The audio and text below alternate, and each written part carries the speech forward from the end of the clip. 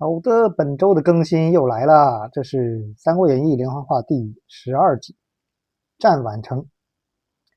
这一集是描述的就是曹操的一个败仗，大败仗，又差点死在这个字大败仗中间了。这个封面呢是曹操的大将典韦，连盔甲都没有，就光了个身子，拿了把刀，就在这里奋勇杀敌的场面。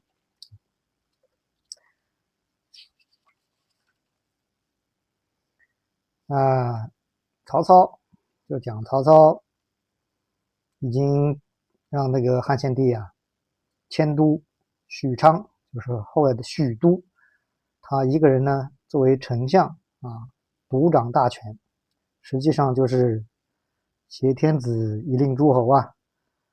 这个朝廷的事都是先禀报曹操，然后才告诉汉献帝。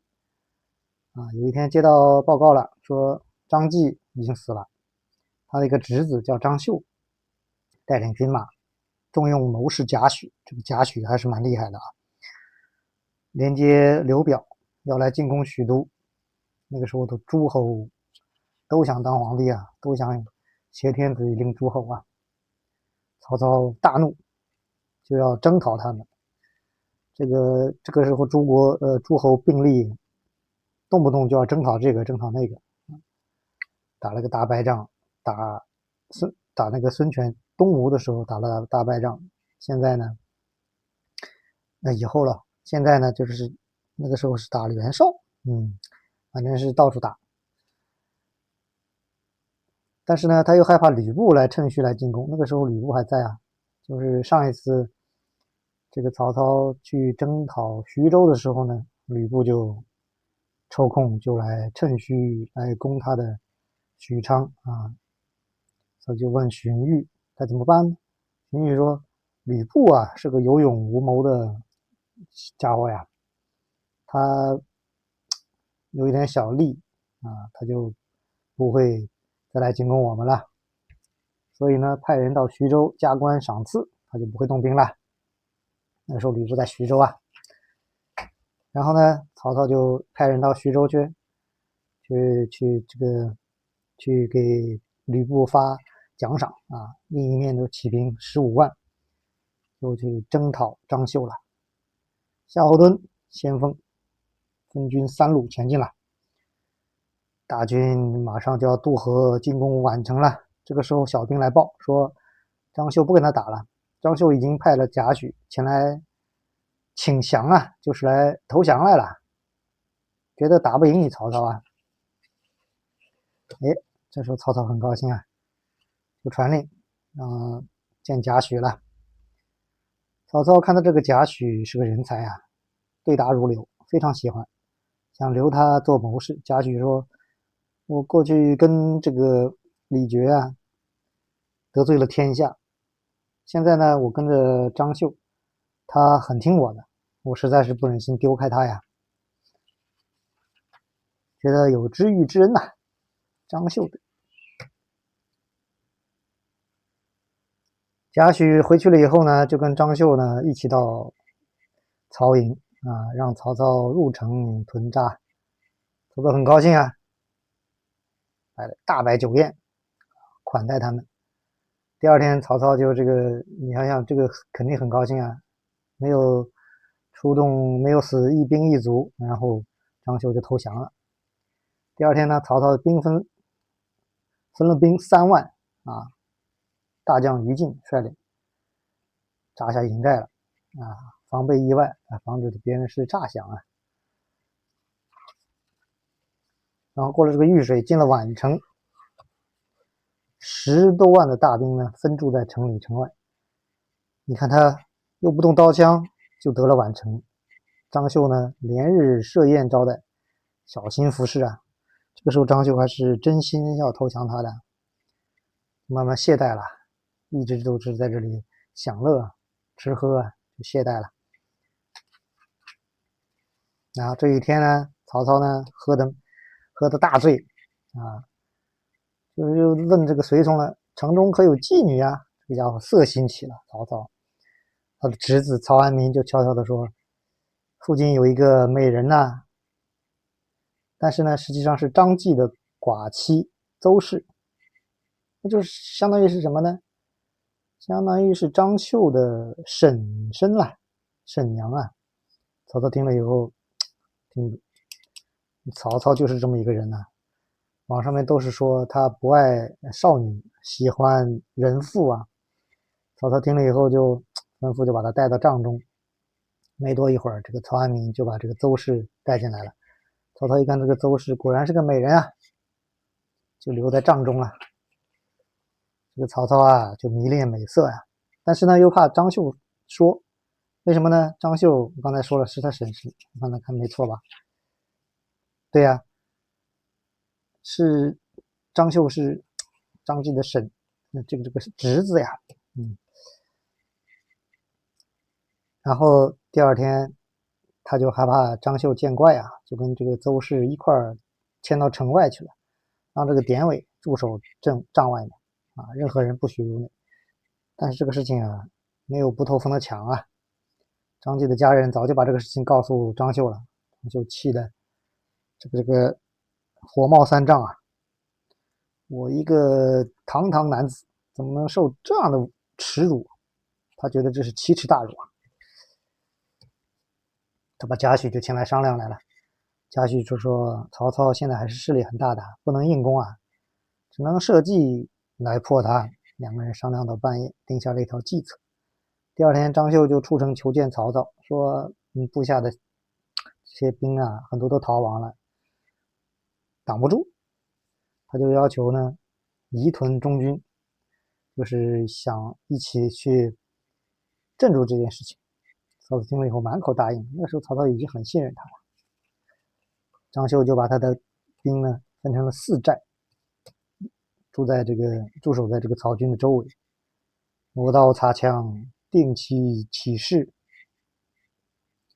准备停当了，又跟这个偏将叫胡车儿，就商量说，曹操身边有一个大将叫典韦，勇猛难敌啊，怎么除掉这个人再捉曹操呢？胡车儿就说，典韦确实挺可怕的，但是呢，主要是他手中有一双铁戟，只要把这个铁戟偷过来啊，他没有了铁戟，他就没有什么能力了。然后他还献上了一条盗戟之计。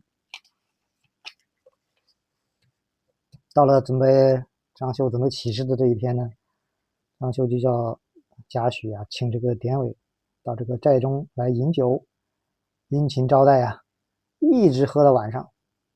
典韦呢酩酊大醉啊，那么被人搀扶着才能回到大寨啊。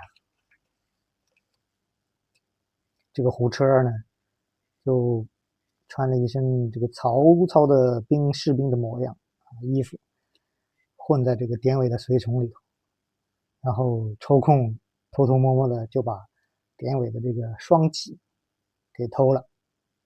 这个时候曹操还在帐中饮酒呢，然后呢2更过后突然听到帐外面人声嘈杂，派人出去查问，说是张绣的军士在巡夜呢。他不以为意啊，大意了呀。将近3更的时候，结果喊声大起，随从又报告曹操，说是草池上面起了火。曹操以为是一个意外啊，这个容易扑灭，大家不要惊慌。过了一会儿呢，4面都起了火。这时候曹操就着急了，就喊人去把这个典韦叫来呀。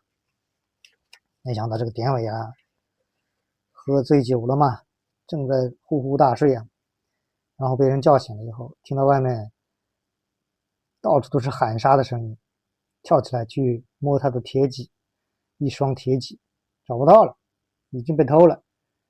这个典韦呢，连盔甲都来不及穿，就拿了一把刀，就冲到辕门。这个时候，张绣的人马已经冲到寨前了，冲到这个曹操的寨前了，就他一个人来守啊。张绣这么多兵就过来了，但是这个典韦确实勇猛非常啊，砍死了20多个人，就他一把破刀杀退了一批，又有一批冲过来，拿这个长枪乱刺，已经把典韦身上刺中了数十枪，但是典韦还是勇猛异常啊，死战不退。这个时候连典韦的这个刀都砍缺了，刃口都砍缺了，提着2个人，提着腿，你看啊，到处甩，又打倒了8、9人。这时候张绣的士兵呢就不往前来了，就远远的射箭。啊，典韦仍然是死守着寨门啊，好像就他一个人在打仗一样，怎么回事啊？不料呢，别个敌兵呢早就已经进到寨子，从寨后面进来了。啊，有员大将呢，一枪就刺中了典韦的后心呢。典韦大叫一声，倒在血泊中啊，就死在这个寨门口了。这个时候，典韦在死守寨门的时候呢，曹操就趁机呢，带了几个亲信就从寨后面逃了出来，狼狈而逃啊。就这几个亲信几匹马冲出重围了，曹操呢胳膊上也中了1箭，马呢还中了3箭，幸亏那匹马呢还是大宛良马呀，还能跑。这个就是那时候的叫汗血宝马呀。张绣的兵紧紧的追赶，曹安民呢，就是给他出那个馊主意的曹安民已经死在乱军之中了。曹操看看周围啊，只有他的一个大儿子叫曹昂跟在这边上，然后到这个河边上，这个玉水河边又没有船，就干脆骑马冲到河中，骑马渡河。他骑着马已经渡过河了，没想到一箭飞过来，一箭正中马眼啊，那马一下就倒下来了，就把曹操掀翻在地了。曹昂这时候他的大儿子本来也骑着马的，就把马让给他的父亲了。曹操骑上曹昂的马了，然后曹操就又往前跑。这时候曹昂已经没有马可以骑了，结果被乱箭射死了。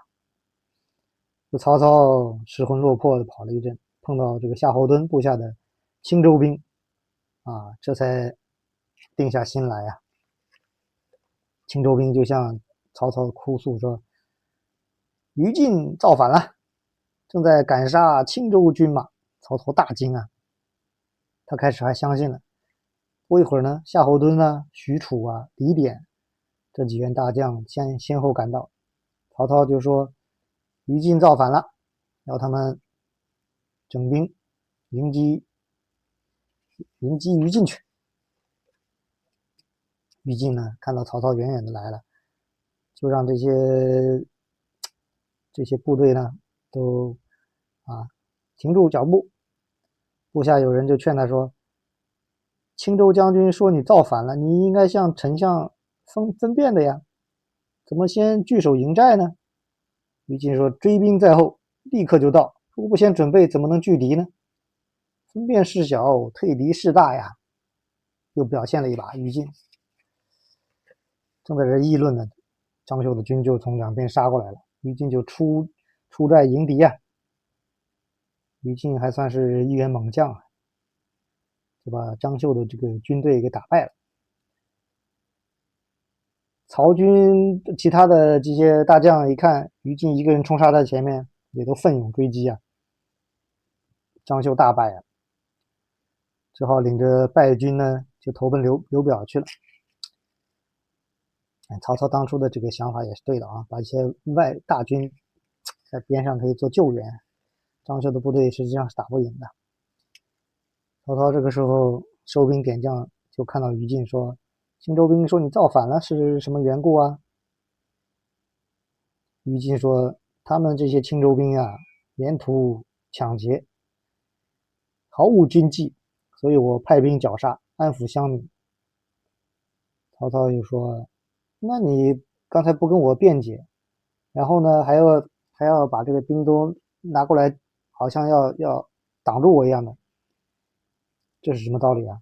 于禁就把前面的话说了一遍，就说实际上我分辨不太重要，关键是张绣的兵马上就到了，我们要迎敌呀。曹操大为夸奖呀，说他任劳任怨呀，反败为胜，就还给他封了这个益寿亭侯啊，还给他赏赐。曹操呢又责备夏侯惇治兵不严，夏侯惇就是青州兵的那个带头的将军嘛，然后又祭奠典韦。曹操就是大哭道：我的儿子曹昂啊死了，还有我的侄子也死了，我还能忍受。典韦一死，我真是痛心极了。这又是收买人心的一招啊！你说这大儿子和侄子死都不如典韦一员大将死。第二天，曹操就下令班师回到许都了。回到许都以后呢，还经常思念典韦，给他造了个祠堂，还封他的儿子典满为中郎，就收留在这个丞相府里头抚养。没多久呢，又收到探报，说袁术得了孙策的玉玺，妄自尊大，自称皇帝，起兵进攻吕布，结果被吕布打败了。现在呢，因为缺乏粮食，就在这个陈留纵兵劫掠，就是抢粮食啊，抢东西。曹操就决定呢，趁他弱啊，就去打袁术，就派人去联络江东吕布和刘备，点起马步兵17万，就往南进发了。这个到了这个豫州地界，那个时候不是刘备被封作豫州牧了吗？刘备就来这个这个界上面迎接他。进了营以后，刘备就告诉曹操有2个人，后来先是投降袁术，后来投降吕布的这个韩先和杨奉，他把他们杀了。然后他还向曹操请罪呢。曹操说：将军是为国家除害，有功，说什么有罪呀？